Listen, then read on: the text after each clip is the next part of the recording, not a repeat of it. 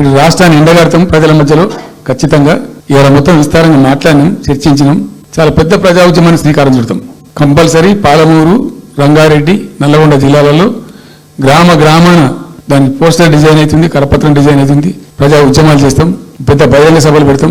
నేను స్వయంగా అటెండ్ అవుతున్న బహిరంగ సభలకు ప్రజాక్షేత్రంలో ఈ ప్రభుత్వం యొక్క నిష్క్రియాపరత్వాన్ని ఎండగడతాం. ఇప్పుడు వాయిస్ అయితే తెలంగాణకు, మరి తెలంగాణకు ఉన్న ప్రభుత్వం మాట్లాడకపోతే ఇంకెవరు మాట్లాడాలా?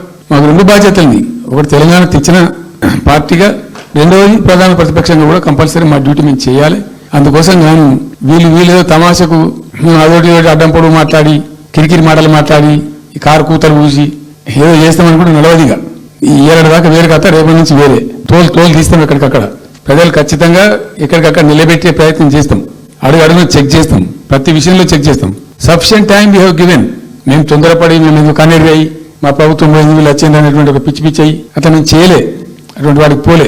ఇష్యూల మీద పోరాడుతున్నాం, ఒకే ఫీజు రియంబర్స్ మీద పోరాడుతున్నాం, ఇంకోటి పోరాడుతున్నాం, రకరకాల భూదందాల మీద, దోపిడీ మీద, అలాగే చెర్ల మీద పోరాడుతున్నాం. పార్టీ కొట్లాడుతున్నది, తప్పదు కాబట్టి కొట్లాడుతాం.